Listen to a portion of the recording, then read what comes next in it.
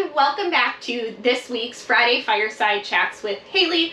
I'm Haley, and this week we get to cover solar panels. So I brought Nick with me this week. Hi everybody.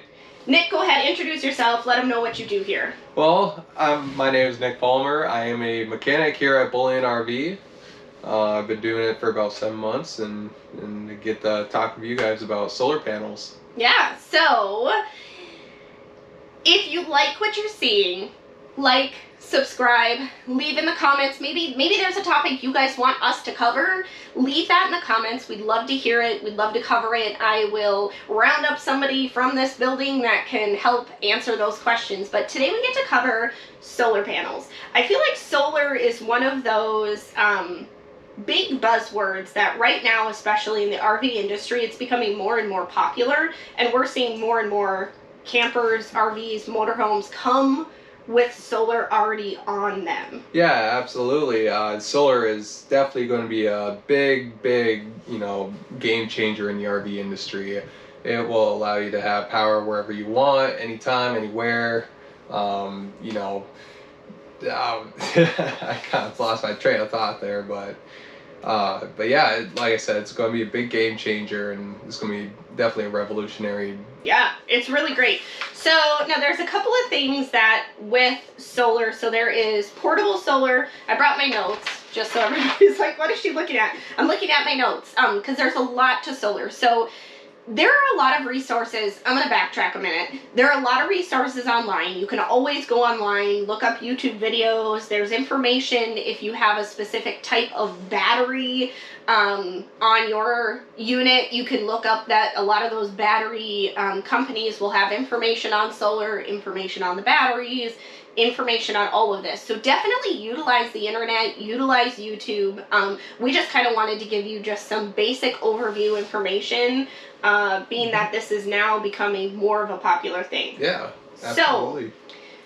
So there's portable and then there's permanent solar panels. So the permanent solar panels are the ones that are already mounted on top of the RV or can be mounted on top of the RV. Yep. We're seeing a lot of RVs come in with them. They're usually 165 to 190 watts. Yeah. That's kind of what they start out at. Yep, they're usually around there.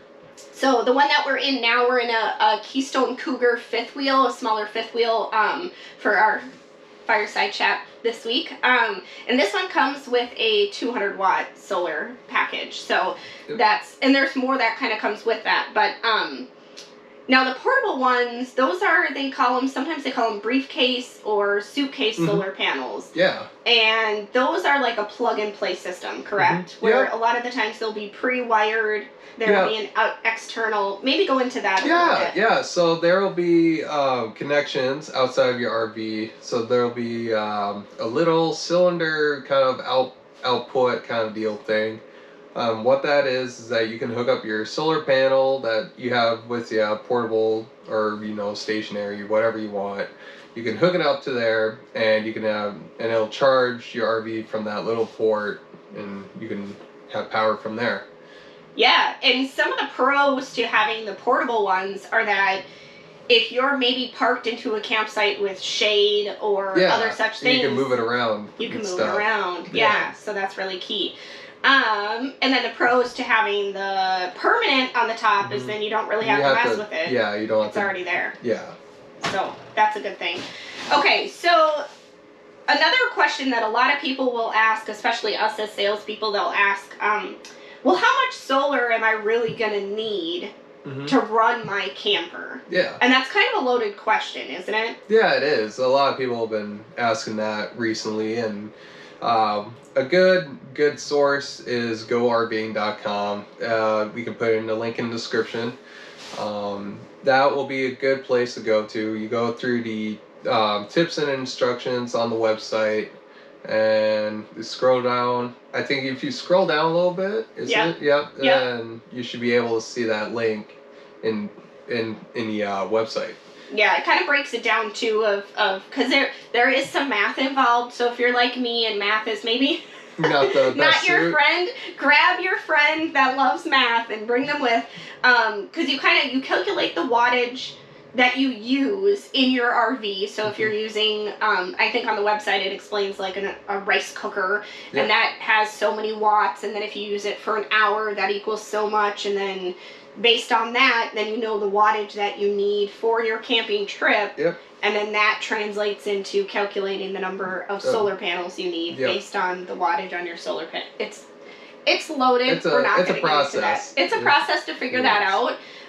So it's not necessarily an easy thing, because some people are avid, like they use their TV and they use, phones and rice cookers or, Instapots or who knows what, and then other people maybe don't use as many things, so that's not as big of a draw for them as far as needing more solar. So when it comes to utilizing your solar panels, there's a few components that kind of coincide with, you can't just have the solar panels and then run your RV off the solar panels. There's a few other things that you kind of need to make this all work, correct? Yeah. Could you maybe go into that a little bit? Yeah, so there are a couple of other things, other details that you need besides just a solar panel and some wiring.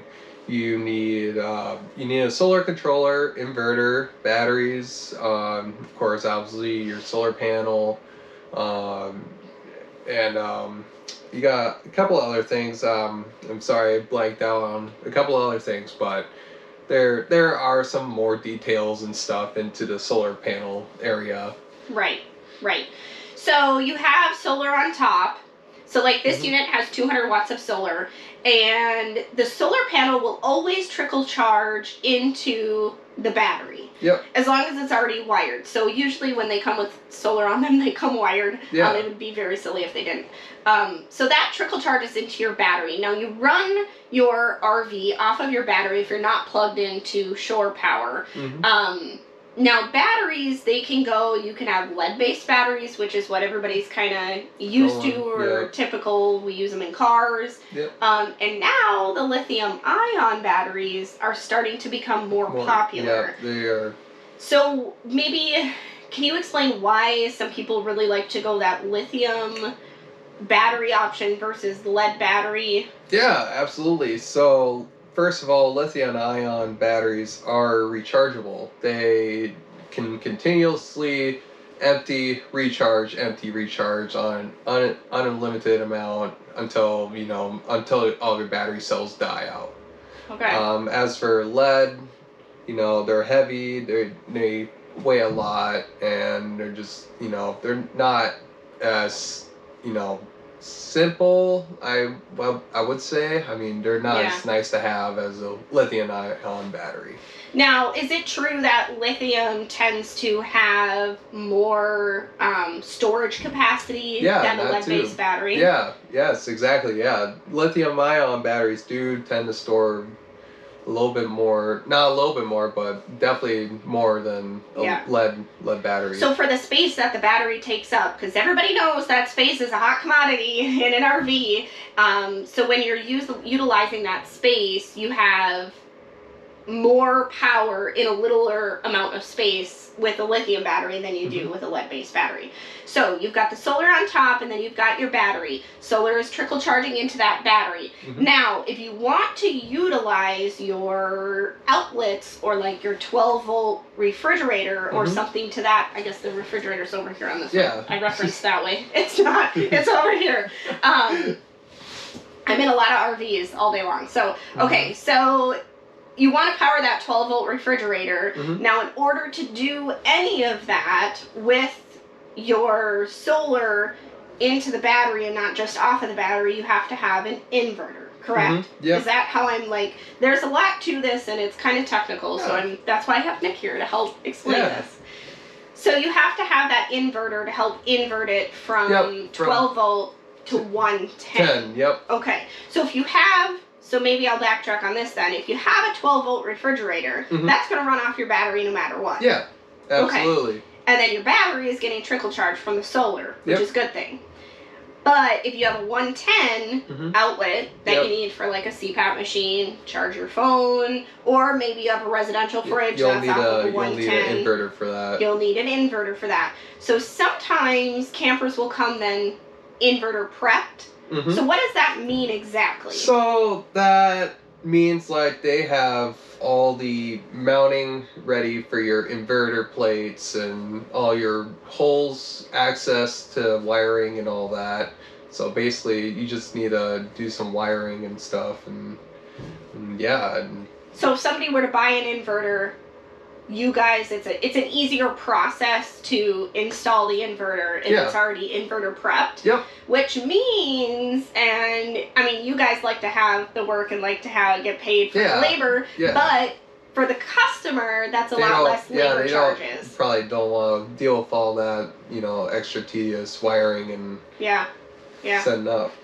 Now, if somebody's a little bit savvy and kind of fixer upper, do it themselves kind of thing, could they install their own inverter? Or is that absolutely? Absolutely. It's not, installing stuff is for anybody. You can learn off of YouTube and all this stuff. Maybe when it comes to more technical things, as in like slide out rooms and all that, that'll probably be best to go see some professional help. Like Nick. Yeah, absolutely, like me. Like Nick here at our service department. However, a lot of people do utilize the service department to have, say, like a backup camera or an inverter or something like that installed, because they just like that peace of mind of having somebody who is for quality. RV certified or knows the information, has that, has background. The resources needed to help you fix whatever problems you have going on. Yeah, for sure. So that's a little service plug there for you guys. So then now the other part to this, so you have your solar panels, your batteries, you've got the inverter, now the charge controller. Yeah. So can you explain a little bit about what the charge controller is and how that kind of works? Yeah, so the charge controller is basically what monitors your output from your battery usage. So you can set a predetermined limit on what power outage you want. Perfect. So then you're not draining your battery completely. Yes, exactly. Yes. Now, can you set it the opposite direction too, where if it's gaining, because where a lot of people sometimes get confused is you could have your entire roof filled with solar. If you do not have the battery capacity to hold all of that wattage, it's kind of getting wasted because it's going nowhere. But you also don't want to overload your batteries with too much wattage. Correct? Yep. Or else it will kill your batteries very quickly. Almost as quick as the opposite direction when you run them completely dead. Yep. So that charge controller kind of is that buffer where it lets you stay within the appropriate, or I almost said legal limit. Maybe that's a different topic. No, but within the within the power limit of where you kind of want to be, so you're not going completely dead and you're not overcharging it too much. So that's a really good thing. So one more question for you, and this is where I'm a little bit more in the weeds on this. I don't really know as much. Can you explain the AC power versus the DC power? When somebody says that, I think I understand the concept, but I don't know if I completely understand what that means or the difference between the two. Yeah, I can try to explain it in best terms as I can. So you got AC, which stands for alternating current. Okay. So, and your DC stands for direct current. So what that is two different voltage regulations there. Okay. And so when you have AC current, I believe, it's tough now that I think about it for terms, to be honest. So more or less, the AC to DC power, that's where the inverter helps you go from... Yeah, from AC to DC. DC power. Okay. So that's where, when it comes to... So there's a lot of terms and a lot of lingo when it comes to solar panels that's going to be like thrown out there. And you're going to have to really do your research and look into it. And what's kind of crazy is I've done, I don't want to say extensive research, because I haven't done extensive research, but I've really looked into a lot of this kind of stuff. And I'm still kind of in the dark on some of these things, like AC to DC power. I don't have an electrical background, and that could be why. I know how to plug my hair straightener in. No, okay, that was like total girl comment. No. I know I need coffee when I'm camping, and I don't always want to have to use the percolator on the Stovetop? on the fire on the stovetop or something. So I want to be able to plug in my Keurig once in a while, and that's where the solar panels trickle charging into the battery, but you need the inverter for the 110 outlet or the USB type situation. And then your charge controller helps regulate that so you're not overcharging or undercharging or under using too much. Is undercharging a thing? You know what I'm trying to say. You guys know what I'm trying to say. So the AC/DC power is just that inverter helps go from the alternate, whatever that term is, to the direct. For alternating current. Alternating current to the direct current. So, yeah. So with solar, one thing that you've kind of seen a lot with RVs and this whole solar thing is that a lot of people go, well, I'm not going to be boondocking, so I don't necessarily need it. Yeah. Do you think that's completely true, or do you think people who do camp at a campground could still utilize a solar panel of some sort? Absolutely, you can still utilize a solar panel. I mean, when you think about in modern society now these days, you can think like, what happens if the power grid goes out? What happens if, a tornado hits the U.S. or, any event like that? You can have solar power there, and you can still have power in your RV and live normally. Yeah. That's a very valid point, because now that you say that, I have had some clients that say, oh, well, sometimes the power goes out at blah, blah, blah campground or whatever, and so they really like that idea. Now, a lot of brands are coming out with, they all have different terms, like Keystone has like the Solar Flex packages that come with it. Yeah. They go in depth on that. The Dometic brand has the Go Power brand, or the juice pack comes with Forest River. So a lot of these brands are really integrating a lot of this. One of the brands, Winnebago, tends to really be in the forefront of this solar package. They have the FLX package, or we call it the Flex package, which lets you run your camper 5 systems for up to 5 days strictly on the solar inverter and with the lithium batteries that are on board.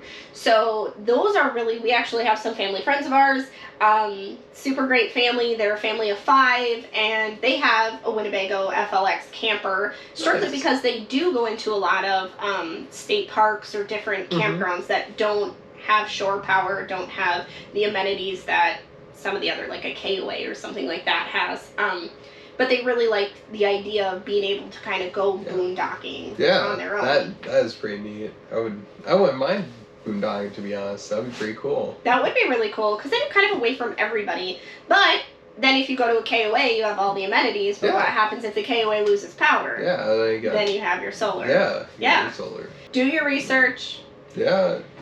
Look into things. Yeah, just ask questions. This is why we have technicians too, is you can ask the questions while you're there. Yeah, you can. Yeah, I mean, that's what being a mechanic is all about. It's just, being curious about how things work and, figuring out stuff. Would you say a lot of your guys' job is troubleshooting things? Oh, absolutely. Yeah, I'd say, mainly, it's a lot of troubleshooting. Sometimes we'll have to replace things, but mainly it's all troubleshooting. Troubleshooting, figuring things out. And what's nice is that these techs have worked, this is what they do every day, is they work on these campers and they handle the solar and they handle all of these things. So they've troubleshot through a lot of it. So if you have a question, I'd say, here at Bullion RV, we send our customers through an orientation. And in some of our previous Friday Fireside Chats, the one with Jen, and we've talked, and the one with Jake, we talked a lot about doing that orientation with your technician. Ask your questions. We want our customers to really feel like they can, hook up their camper, drive off, and know how to use it the moment they leave our parking lot. But this is one of those things that solar is a huge part of RVing now, and I think it's not going anywhere, and it's going to kind of stick for a while. It's going to be staying for a long time. It's going to be staying for a long time, and who knows, that's going to be like the future where, a lot of RVs are now coming with lithium batteries for the solar purposes. But utilize your technicians. Ask people like Nick these questions when you're in your orientation. That's why we do it, and that's why we really back that up here, is because we feel like getting the information to you guys is more important in your camping experience. So with that, I think we're good for this week. Again, like, subscribe, leave in the comments some of the topics that you guys want to hear. Maybe there's something you guys are really interested in. Let us know. We'd be happy to find somebody. So with that, have a great week. See you guys again soon.